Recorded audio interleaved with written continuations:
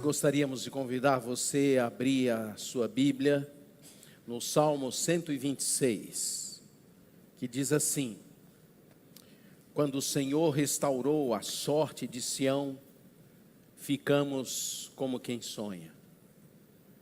Então, a nossa boca se encheu de riso e a nossa língua de júbilo. E então entre as nações se dizia: grandes coisas o Senhor tem feito por eles. Com efeito, grandes coisas fez o Senhor por nós. Por isso estamos alegres. Restaura, Senhor, a nossa sorte, como as torrentes do Neguebe. Os que com lágrimas semeiam, com júbilo ceifarão. Quem sai andando e chorando, enquanto semeia, voltará com júbilo, trazendo os seus feixes. Nós estamos pregando sobre os salmos de romagem, explicando e tentando conduzir os irmãos e irmãs a entenderem o Evangelho de uma forma mais, vamos dizer assim, com a menor distorção possível. E eu digo isso porque nós estamos vivendo num mundo, e esta é a razão pela qual pregamos os salmos de romagem, que a gente está vivendo num mundo que eliminou ou deixou de contar com a presença de Deus.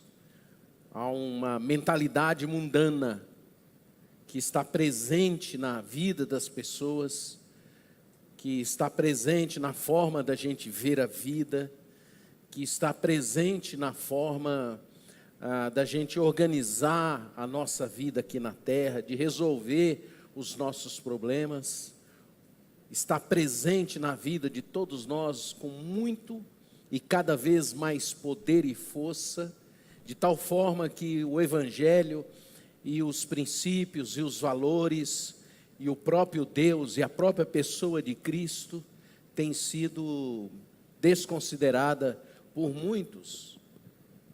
Evidentemente que isto é porque as pessoas não estão muito claras sobre o que é o mundo, ou sobre o que é essa mentalidade mundana que eu tenho falado aqui, que vive e se organiza sem Deus.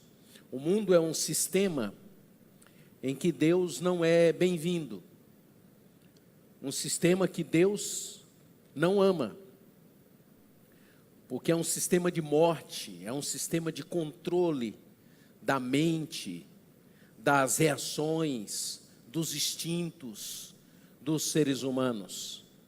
É como se fôssemos um gado que estivéssemos sendo conduzidos por uma mentalidade, conduzidos como um grupo de gente que não tem princípios colocados por Deus no coração, controla as nossas almas, controla as nossas emoções, mantém a humanidade submetida aos próprios desejos, aos instintos que são manipulados e que vão nos levando a nos tornar pessoas cada vez mais consumidoras, competitivas, agressivas, e vai fazendo da humanidade, das pessoas e dos seres humanos, gente adoecida, gente cheia de conflitos de identidade, conflitos nos relacionamentos, vão levando as pessoas então a viverem conduzidas pelos seus desejos, instintos, pela sua natureza pecaminosa, de tal forma que nem mesmo aqueles que se afirmam crentes se dão conta que estão envolvidos nessa proposta do mundo. Este sistema nos leva a consumir, a buscar soluções. Eles criam uma necessidade, eles geram esses conflitos todos que eu falei, e depois nos propõem soluções para trazer alegria a nós, para trazer um certo conforto, para a gente sobreviver no meio dessa confusão. E as soluções são através das drogas, que traz um certo bem-estar em um momento e alguns minutos ou algumas horas de prazer, através de terapias intermináveis, que as pessoas ficam submetidas a determinados tratamentos por longos períodos, do ponto de vista da sua mente sendo trabalhada, e esses valores vão entrando na mente de todos nós, e a gente vai construindo a vida e tendo uma visão da vida sem esses princípios de Deus. Esse sistema ele é frio, ele é perverso. Enquanto Deus quer nos trazer uma vida de libertação, uma vida livre, esse sistema nos escraviza às propostas dele. Enquanto Deus quer trabalhar a nossa vida para nos fazer pessoas amáveis, esse sistema nos torna pessoas competitivas. Enquanto Deus se doa, se entrega para que a gente aprenda a nos tornar pessoas doadoras, esse sistema ele cobra, ele exige. Esse é um sistema que discrimina. Enquanto Deus ama a todos, esse sistema discrimina as pessoas, coloca as pessoas de lado, faz seleções que Deus não faz. E nós fomos aceitando isso enquanto igreja, enquanto crentes. E nós passamos então a viver e até a desejar, a amar a um mundo que Deus odeia, a uma mentalidade que Deus abomina. E nós vamos aprendendo, à medida que vamos convivendo, aceitando, assimilando e amando isso. Em alguns momentos a própria igreja, ela distorce tanto o evangelho que ela começa a pregar alguma coisa que Deus não ama, que Deus não ensina, que Deus não propõe, que Deus não quer que seja um valor e uma busca da nossa vida. Eu posso dar um exemplo. Essa ideia que circula no ambiente evangélico, no mundo e de um modo muito especial aqui no Brasil, ele encontrou muita guarida no ambiente evangélico, essa ideia da busca do dinheiro e de achar que Deus ele fica distribuindo dinheiro para as pessoas. Este mundo não é o mundo que Deus ama, essa visão, essa compreensão da vida. Nós devemos amar aquilo que Deus faz, aquilo que Deus propõe. O mundo que Deus ama é um mundo feito de gente, de seres humanos, de pessoas que são pecadores, que têm dificuldades, que têm lutas, que têm sofrimentos, que têm angústias, que precisam encontrar no próprio Deus a alegria e não nas coisas, nas circunstâncias. É por essa razão que nós vemos as pessoas sendo cada vez pessoas mais tristes, ao ponto do mundo ter necessidade de fazer uma campanha para que as pessoas não cometam suicídio, porque o próprio sistema induz, leva, empurra as pessoas a viverem dessa forma. Eles vão se entristecendo, eles vão entrando em crise de depressão, em crises de ansiedade, em crises de medo, em pânico, de tal maneira que chega um momento que elas não suportam viver mais neste mundo. E é por isso que o próprio mundo tem que fazer a campanha para que haja menos suicídio. O que nós estamos vendo atualmente é exatamente isso. Roubam a nossa alegria, roubam a alegria, inclusive daqueles que se afirmam cristãos. Nos decepcionamos facilmente com as pessoas. Nós temos assim uma rapidez em nos decepcionar com os outros, porque criamos expectativas muito altas em relação às pessoas. Nós temos obsessão pelos bens materiais, nós temos assim um nível de preocupação e de ansiedade muito alto, muito grande. Nós temos conflitos imensos, famílias em desespero. 80% das separações no nosso país são por causa de dinheiro. Há uma insatisfação constante nas pessoas, nesse sistema. Há um medo, há uma insegurança, há uma necessidade das pessoas de quererem e ficarem tentando controlar as circunstâncias. Mas Deus não nos criou para isso. Deus não nos criou para essa proposta. Deus deu o seu Filho na cruz do Calvário para que nos tornemos pessoas livres, pessoas alegres, pessoas saudáveis, pessoas amáveis. A palavra de Deus diz que a alegria do Senhor é a nossa força, é o que dá sentido para a nossa vida, é que nos realiza, é que nos completa.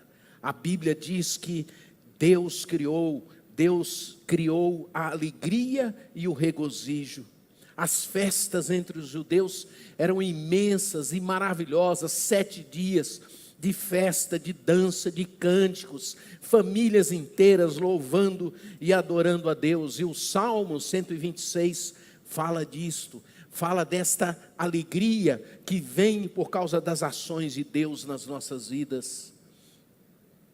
É esta alegria que caracteriza a vida daqueles que de fato conhecem a Deus. É uma alegria como consequência da fé, do crer naquilo que Deus fez no passado, daquilo que Deus faz no presente e daquilo que Deus vai fazer no futuro.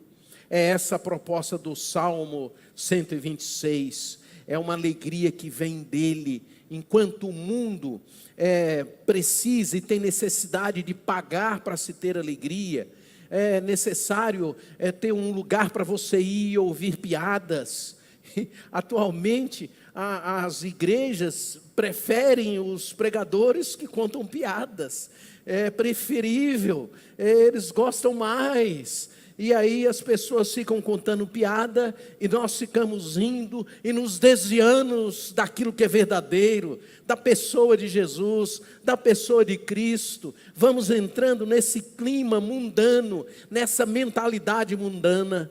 Nós compramos a imaginação dos outros, do mundo, para alegrar a nossa pobre vida sem Deus.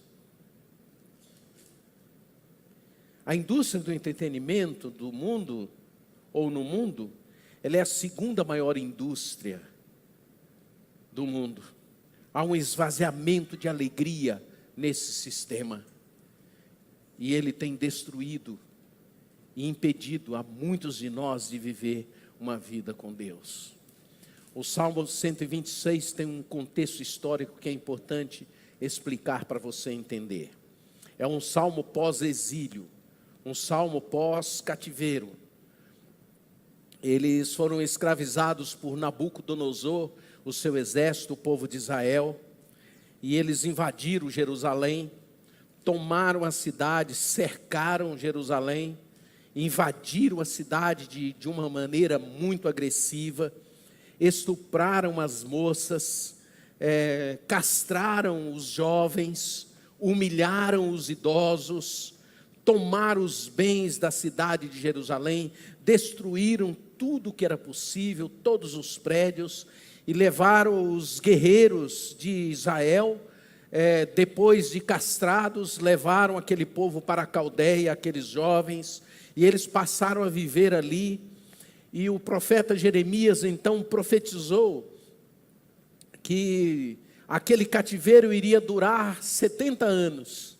E lá em Isaías 45, a profecia começa a se cumprir. Isaías conta que Deus levantou um homem chamado Ciro, que era um ímpio, e Ciro vem e começa a libertar o povo. No ano 523 a.C., o povo estava vivendo sem perspectiva, sem esperança de voltar à sua terra, viviam humilhados, oprimidos, sem direitos, longe de Deus. E aí de repente aparece Ciro, o rei, e diz assim: olha, agora se vocês quiserem, vocês podem voltar para a terra de vocês, vocês podem voltar para Israel, e vocês podem construir de volta o templo de vocês. É isto que eu entendi que devo fazer, porque é isso que Deus tem me falado. Ciro começa a entender e a crer em Deus. E aí o salmista diz que quando Ciro chegou ali, o Senhor restaurou a sorte de Sião, e eles foram voltando para Sião, e eles chegavam ali, e diz assim: o Senhor restaurou a nossa sorte, e nós ficamos como quem sonha. Nós começamos a nos apalpar, e aquilo parecia um sonho, aquilo parecia algo inacreditável, era algo que nós nunca imaginamos. Eles se beliscavam, vamos dizer assim, porque agora eles estavam voltando à vida deles e recomeçando a vida deles. Então, eles se alegraram. O texto diz que os lábios deles se encheram de júbilo, e a língua deles se encheram de júbilo, e os lábios se encheram de alegria. Eles estavam celebrando o passado agora. Eles estavam olhando para a vida deles. Foram libertos do império, foram levados para o lar de volta, foram levados de volta para a cidade de Jerusalém. E agora eles estavam cheios de louvor, e eles cantavam e se reuniam para cantar. E o texto diz que a língua tremulava de júbilo, e os vizinhos ao redor ficaram assim maravilhados, ficaram impressionados com aquilo que estava acontecendo. Aquele momento inspirou uma grande alegria entre aquele povo, e aquilo provoca entre eles um júbilo, e eles começam a cantar e a dizer: a nossa boca se encheu de riso, e a nossa língua de júbilo. Então eles diziam assim: das trevas nós voltamos para a luz, do cativeiro nós voltamos para a liberdade. Houve uma restauração, uma libertação, uma reconciliação com Deus. Como é e como tem sido o seu passado? Você já experimentou essas promessas de Deus? Em algum momento da sua vida você ouviu a voz de Deus? Você creu e veio na sua mente o fato de você crer que Jesus morreu na cruz e ressuscitou e veio para morar no seu coração? Você absorveu e crê que Jesus absorveu os seus pecados, as suas iniquidades, as suas tragédias, os seus traumas, as suas inquietações? Nós fomos confortados por Ele, nós nos arrependemos, nós fomos colocados de frente para Ele, fomos por Ele visitados, libertos, soltos daquela vida que vivíamos anteriormente. E apesar de termos vivido isso, à medida que fomos vivendo, o mundo foi nos induzindo, o mundo foi nos pressionando, o mundo foi nos escravizando.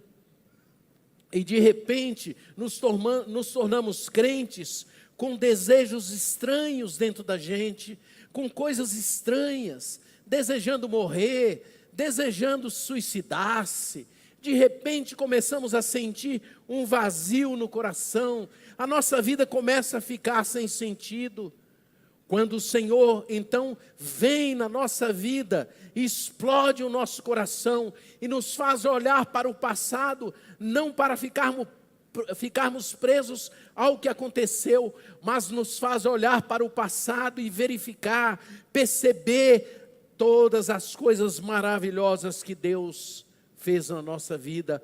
Ontem havia um desespero, hoje há paz no coração. Ontem havia tristeza, hoje há alegria. Ontem havia falta de vida, cansaço, hoje há exuberância, por causa da presença de Deus na vida. É por causa da presença de Deus. Eles celebravam o passado do que Deus havia feito na vida deles. Muitos crentes, eles não celebram o passado, porque eles não creem que Jesus anulou o passado. Eles não acreditam que Deus perdoou o passado. Eles não acreditam que Deus sepultou as tragédias, os traumas e os problemas. Eles continuam revisitando aquelas coisas que Deus já colocou na cruz do Calvário. Eu nunca nunca enxerguei, nunca vi essa possibilidade de alguém dizer que creu em Jesus e se entristecer. Eu creio em Jesus e se arrepender de ter crido. A palavra de Deus diz que aqueles que criam em Jesus se enchiam de alegria.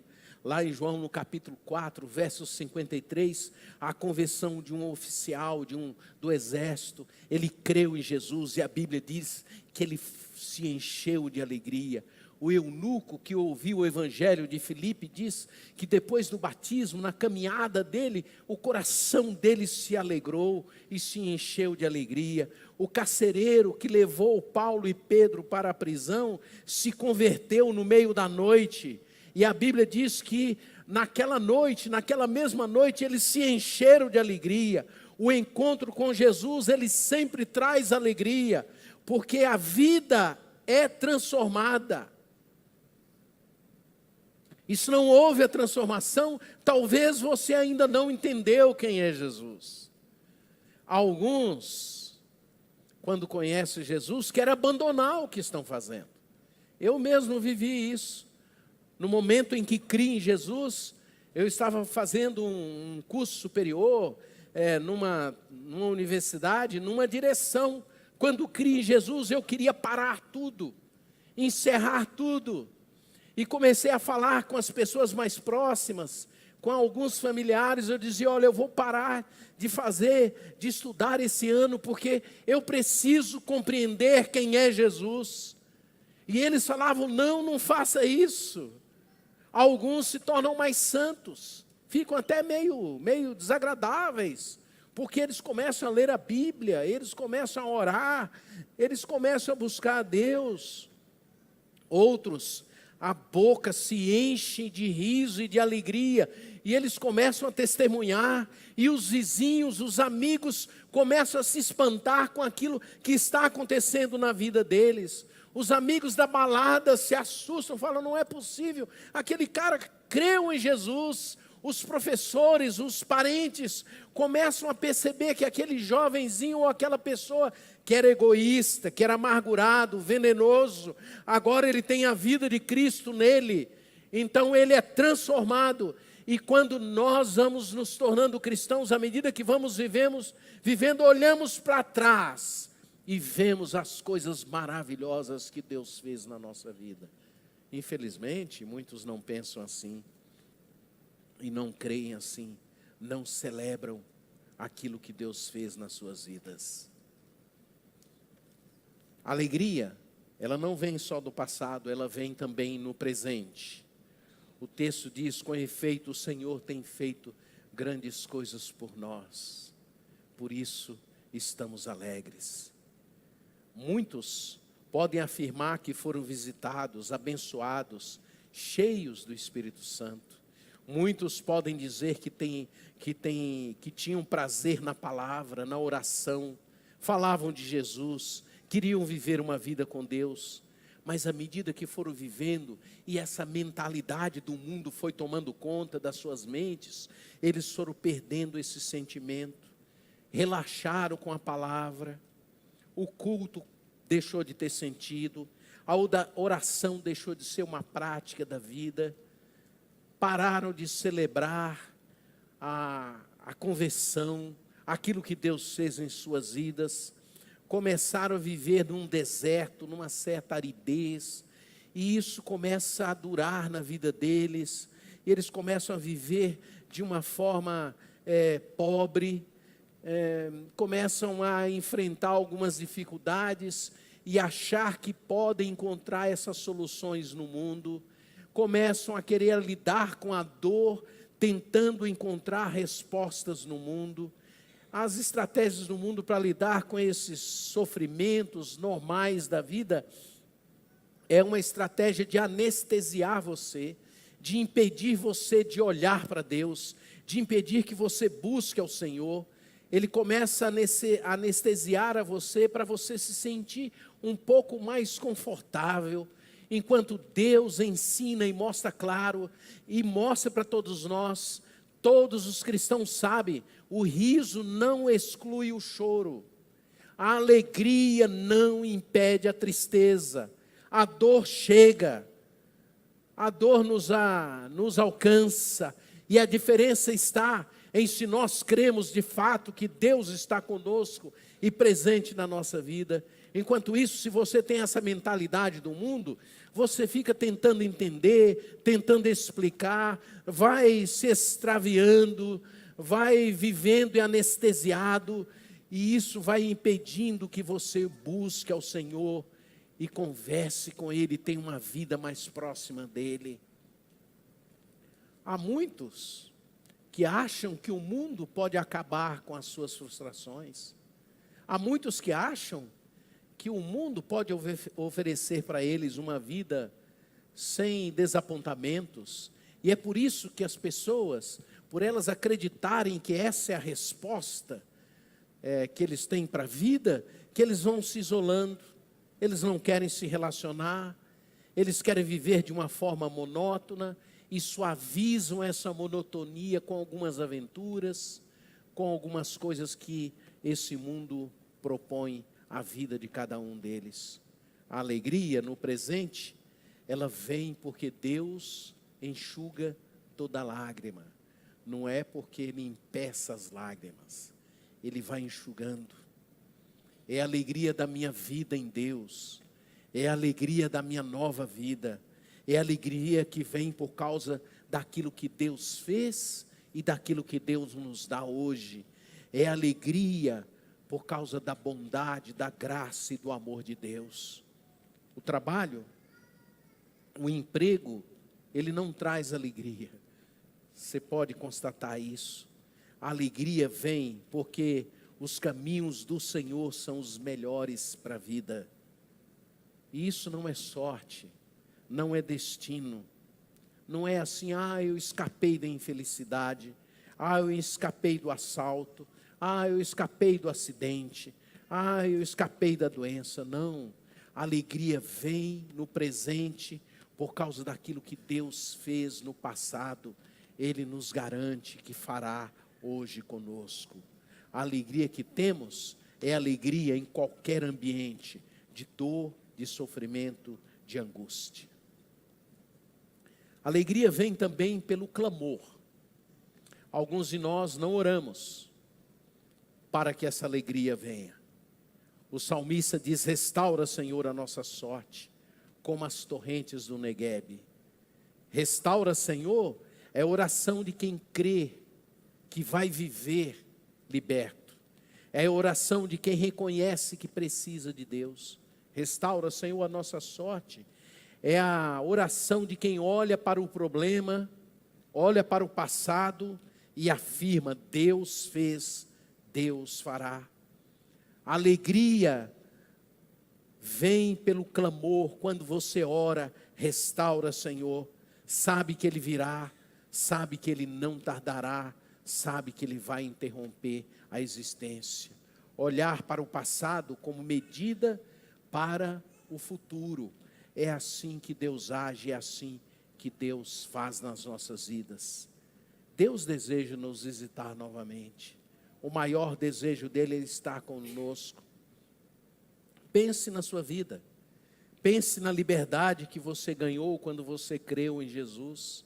Pense de como Deus tem agido na sua vida no passado. E peça para Ele restaurar todo o deserto da vida. Ele pode se transformar num jardim. É por isso que ele ora: restaura, Senhor, a minha sorte como as torrentes do Neguebe. O deserto naquela época era terrível. Sol forte. Era um lugar inóspito, infértil. Nada produzia.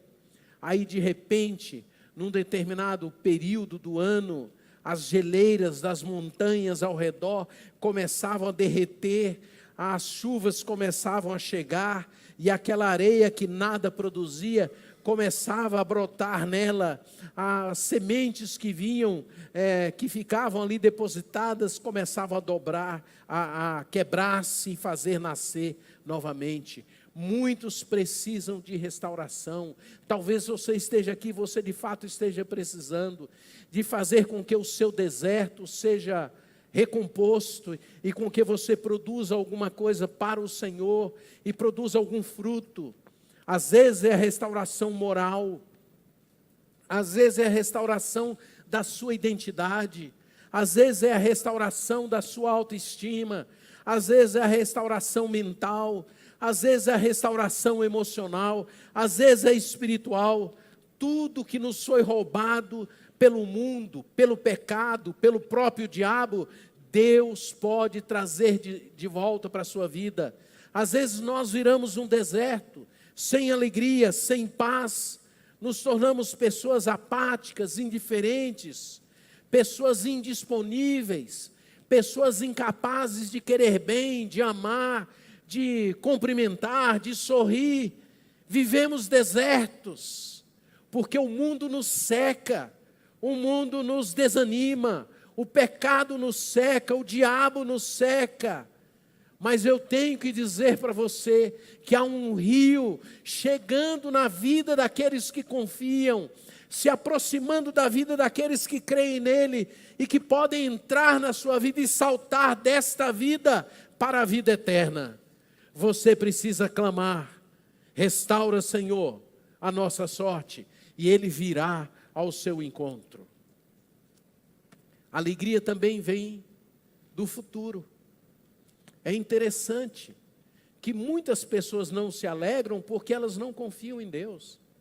Elas não acreditam que Deus vai fazer as coisas acontecerem, porque elas têm uma mentalidade do mundo. Elas acham que são elas que vão fazer. E então elas olham para elas mesmas e dizem assim: não vai dar certo. Porque se eu, por exemplo, tivesse essa mentalidade do mundo, eu tenho certeza que não daria certo por mim mesmo. Não é a minha energia, não é o meu poder, não é a minha sabedoria, não é. É a graça de Deus, é ela que vem e nos capacita, toca o nosso coração, ganha a nossa mente, nos faz visualizar o futuro. É por isso que o salmista diz assim: os que semeiam com lágrimas, com júbilo ceifarão. Quem sai andando e chorando enquanto semeia, voltará com júbilo. Deus não vai mudar o jeito dele ser. Ele continuará sendo o mesmo Deus que foi no passado, que te abençoou, que te arrancou de onde você vivia, que trouxe alegria para a sua vida, que tratou a sua vida. Deus vai restaurar novamente a sua vida, mas você precisa semear.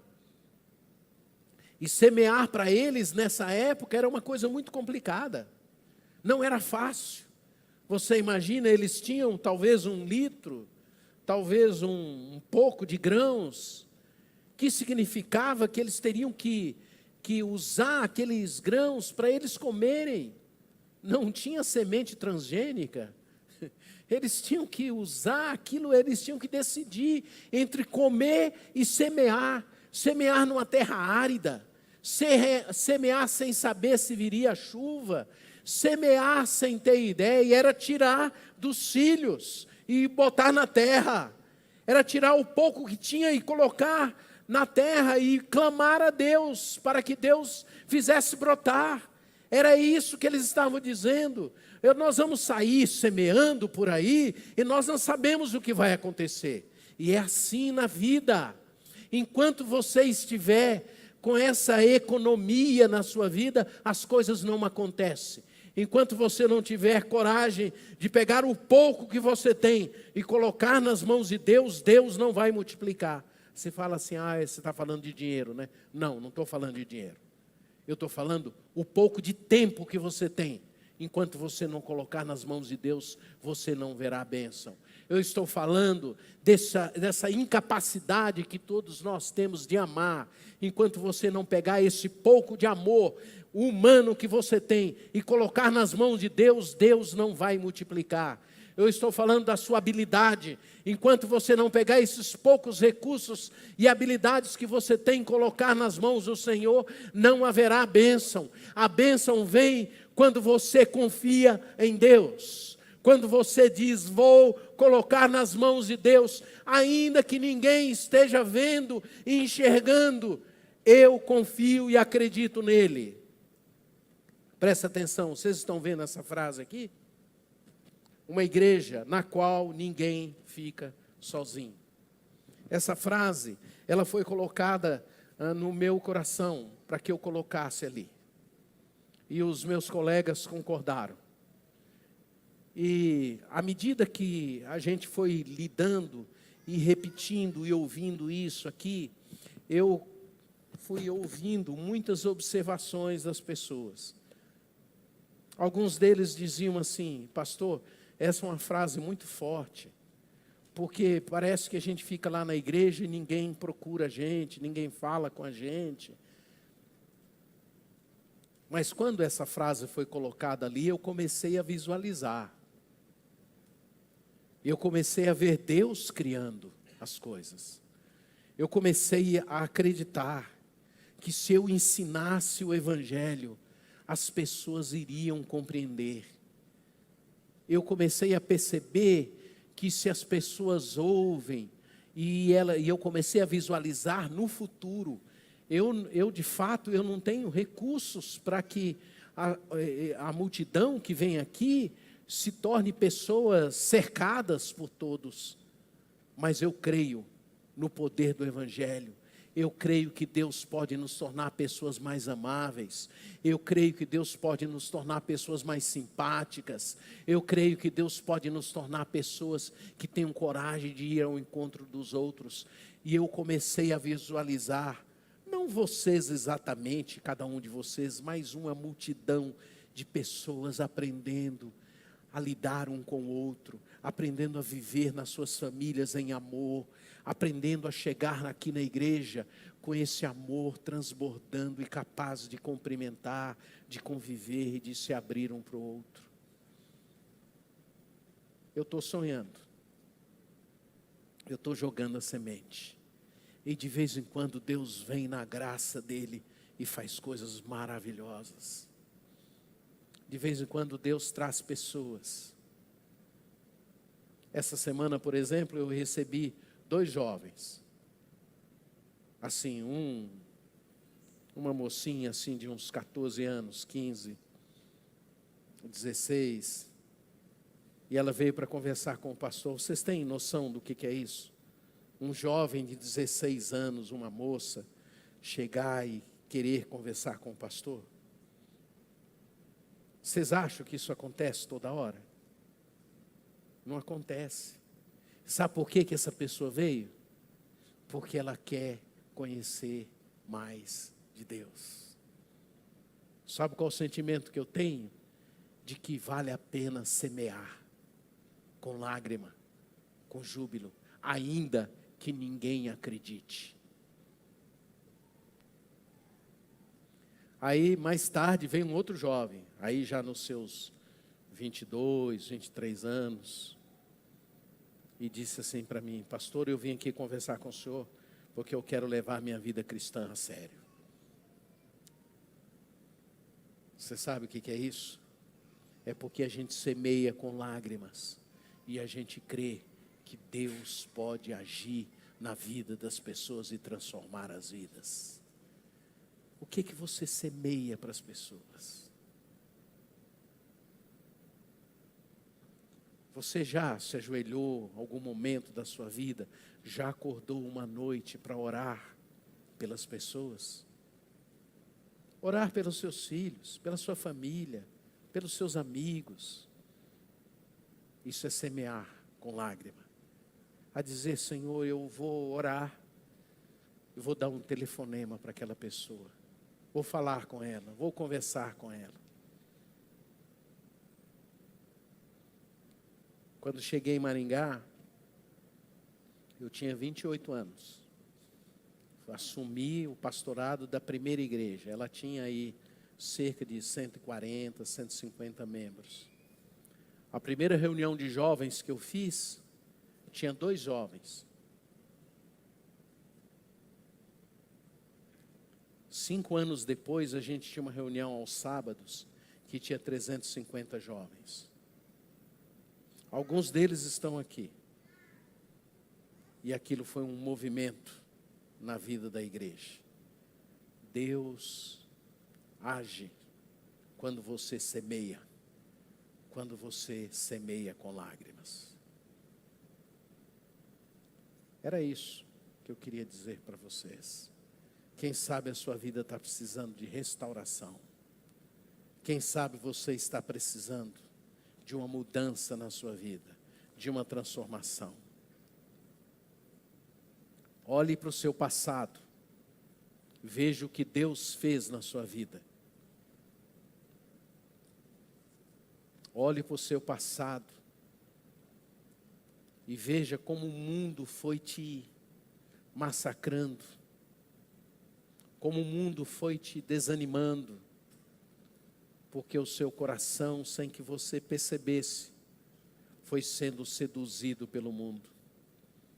Olhe para a sua vida de santidade, veja como você foi sendo conduzido na sua vida sexual, poluindo a sua mente, ficando confuso.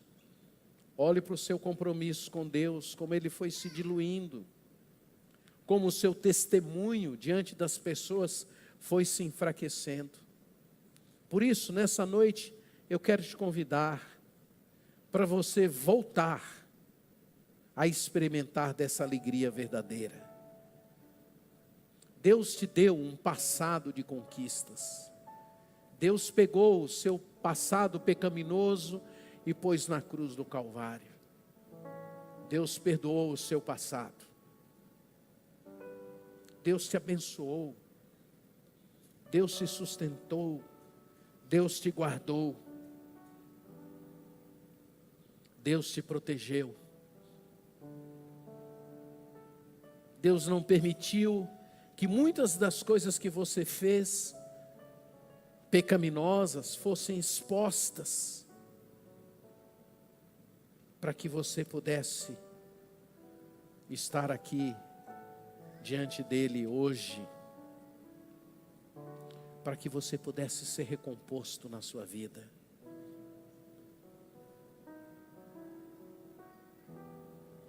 Quem sabe você tem vivido esse deserto, mas hoje o Senhor está aqui.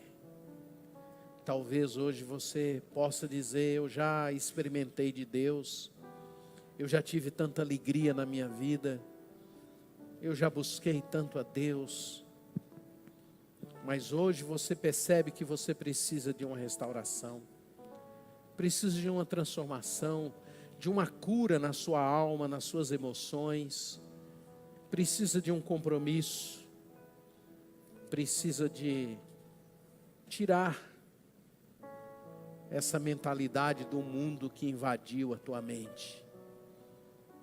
Eu quero encerrar dizendo para você que Deus não ficou traumatizado nem escandalizado com o seu passado. Deus não ficou escandalizado com a sua história, às vezes triste, pecaminosa, mas que Satanás, o próprio mundo, não quer que você volte para Deus. Quer que você fique tentando colocar paliativos nessas coisas.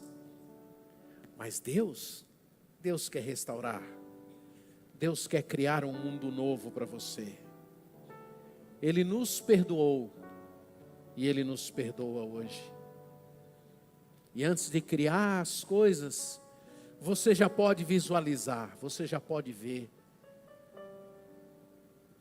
as águas descendo da montanha, a chuva chegando na sua vida e uma nova vida sendo reconstruída. Quem nele confia e experimenta disso, quem coloca a sua vida debaixo da graça de Deus, começa a ver as ruínas sendo reconstruídas antes que elas aconteçam. Quem coloca a vida debaixo da graça de Deus, começa a ver os desertos se transformando em jardins. Quem coloca a vida debaixo da graça de Deus, começa a se ver saindo do cativeiro e vivendo uma vida de liberdade. Quem vive debaixo da graça de Deus, começa a ver um renovo brotar na árvore que não tem mais vida. Eu quero te convidar hoje para você colocar a sua vida nas mãos do Senhor. Feche os seus olhos por um instante.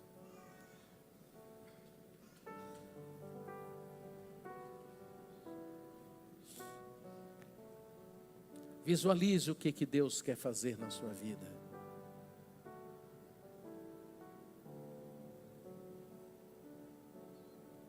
Veja onde há necessidade de Deus restaurar a sua vida. Qual é a área? Qual é o problema que você tem, a dificuldade?